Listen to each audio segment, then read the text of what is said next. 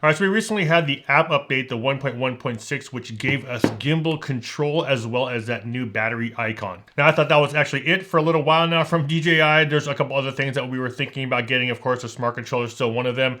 But this new firmware update that just came out added a ton of new features as well as optimized a lot of the existing features on the DJI Mavic Air 2. And one of the upgrades really caught me off guard because I didn't even have this on my radar, but DJI actually added digital zoom capabilities on the Mavic Air 2. So let's go through all the new features of the new firmware 1.00.0310. But what's interesting is that when I did do the update on my app, it actually gave me an update of 0.330. But either way, let's go through the release notes of this new firmware update. And this video is brought to you by FlytPath.com. Make sure you guys head over to the website, check out the store. We have a lot more merch that's going to be hitting the store within the next couple weeks. Also, a lot of the tips and tutorials I normally give you guys will be in written blog format on the website. And we're coming up on a big milestone on the channel. We're about to hit that 200K mark. I'm also gonna be doing a drone giveaway coming soon, not only to my subscribers, but also a separate one just for the Team Flight members. So make sure you guys do join if you guys are interested. So let's dive right into the firmware update for the Mavic Air 2. Let's talk about the stuff that's been added as well as been optimized on this new update. And if you guys wanna see a list of the release notes, make sure you guys check out down below. I've also left timestamps down there if you guys wanna jump around to certain areas of the video. All right, so I want to jump right into the very first feature and talk about this, which I did not expect this. I don't think anyone really expected this at all, but DJI actually added in zoom or digital zoom capabilities on the Mavic Air 2. So in the app, we actually have an update to the menu system as far as the video goes. So when you click on the video icon on the right-hand side, you now have a few different options. You can actually see 4K wide, 4K zoom, and when you're in 4K zoom, you're not able to click into the 1x or 2x options. The 2x digital zoom does work on frame rates up to 30 frames a second, also works on 25 and 24. It does not work on the 4K 60. And then when we jump down in resolution to 2.7K, we actually do have the 2x digital zoom on all the frame rates there, everything from the 24 all the way up to the 60 frames per second. And if you want to punch in even more, you actually can do 4x digital zoom on 1080p up to 60 frames a second as well. So anything between 60 and 24, you're not able to do 4x zooms on the higher frame rates. All right, so we're up in the air right now. I'm about 100 feet away. I'm 150 feet up, shooting video at 4K 30 at 1x. Now I'm gonna switch in and punch into 2x. Let's see how this looks. Oh, look at that. That is awesome. So we are at 4K 30 frames a second, digitally zoomed in at 2x the zoom. So that's at 4K. So what I want to do now is put this side by side, see how much of a difference, how the quality looks with that digital zoom. Like I said, this is a bright day. This is pretty much as good as it's gonna get. So this is what it looks like at 2.7K at 30 frames a second.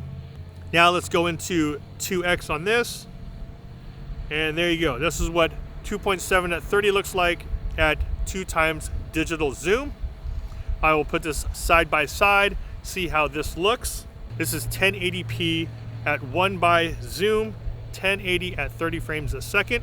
This is what it looks like currently. Okay, let's go into 2x at 1080p at 30 frames a second. This is what 2x looks like in 1080p, 30 frames a second. This is what 3x looks like, 1080p, 30 frames a second. 4x digital zoom, 1080p, 30 frames a second on the DJI Mavic Air 2. We are in bright daylight, so this is probably the best you're gonna get. We are leaving everything as far as exposure in auto mode.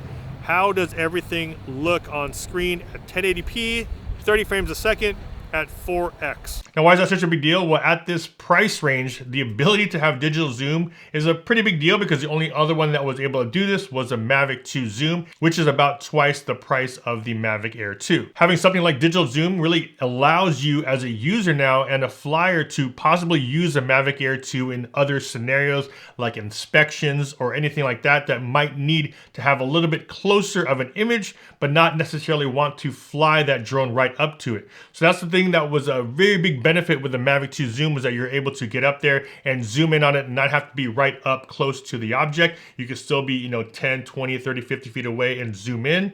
Now we're able to do that here with the Air 2. And another big benefit with zoom is that you get a little bit more parallax effect if you're doing this more for video. So if you do use that zoom and punch into an object or a person, you have that parallax effect where whatever's in front seems to move a little bit slower than what's in the back. And now you're able to do that with something like this using that digital zoom on the Air 2. The next thing they added is actually some safety features, which is the obstacle avoidance settings on the Mavic Air 2. All right, so I have the drone right here, as you can see. And what I'm gonna do is go through the settings and show you what the differences are and what options you have when you activate the obstacle avoidance through the DJI Fly app. Now, to get to the obstacle avoidance, what you want to do is hit the 3 dots in the top right, and then the very first tab you'll see is safety. You'll see now there's a new system here which is called obstacle avoidance actions.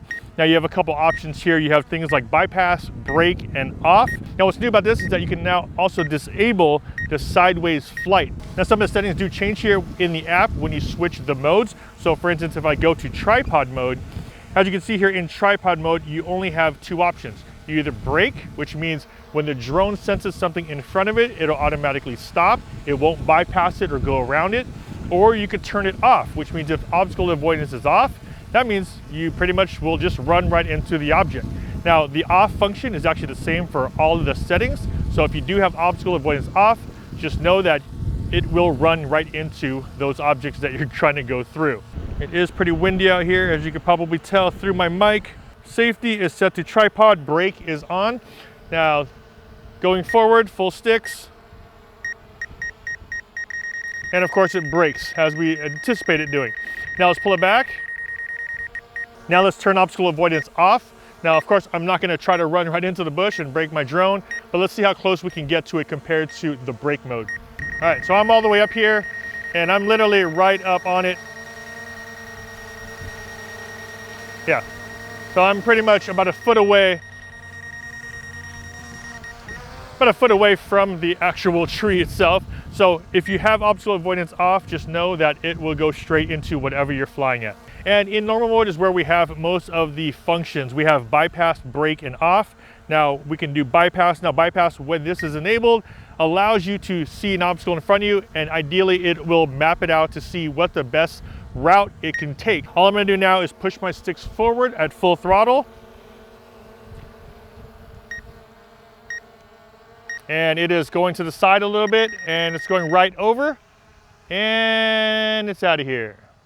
Now the one that's new here is that they have an option to disable sideways flight. So which means that you're not able to use that joystick to maneuver left or right. It'll just keep going straight forward or back. You're not able to then maneuver it in the air. So if I turn this on, now my right stick, as you can see, if I go right, it doesn't move. If I go left, it doesn't move.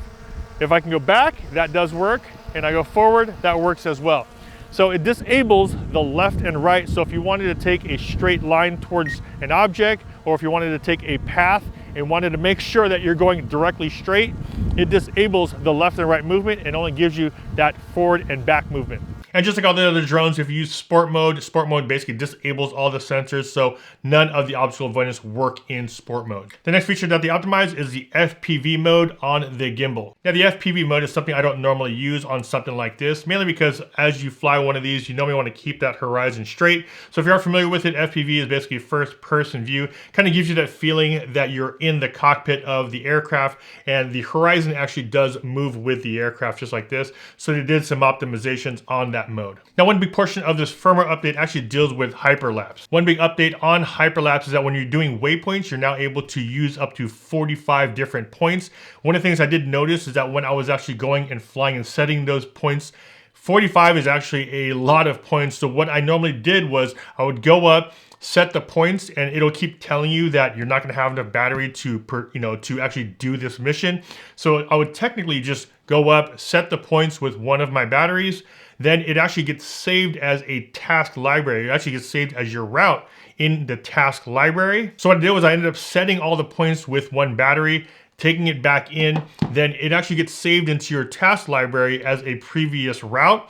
Then all you have to do is switch the battery out, bring it back up. Now you have a full battery, and all you do is bring up your task library, shows you your previous route. You can actually perform that same previous route that you just did, and now you have a full battery in order for you to do that mission. Another new feature that they added in here is the ability to pause a hyperlapse midway through. So if you engage the hyperlapse and you actually needed to stop and pause it, there's now a pause button right below that record button. So you are able to pause your hyperlapse and then resume it. One addition is the ability to shoot 4K hyperlapses. Now we actually already had 8K, but if you looked in the app before, you only had the ability to shoot 1080 and then 8K. So now they did fill in that gap right there. You're now able to do 4K hyperlapses. Now another feature that they did optimize is sports mode. Now I normally don't film a lot in sports mode per se. I would normally use sports mode to get me out to a location or come back. I don't normally use it unless I'm out in the water and have to try to chase somebody down.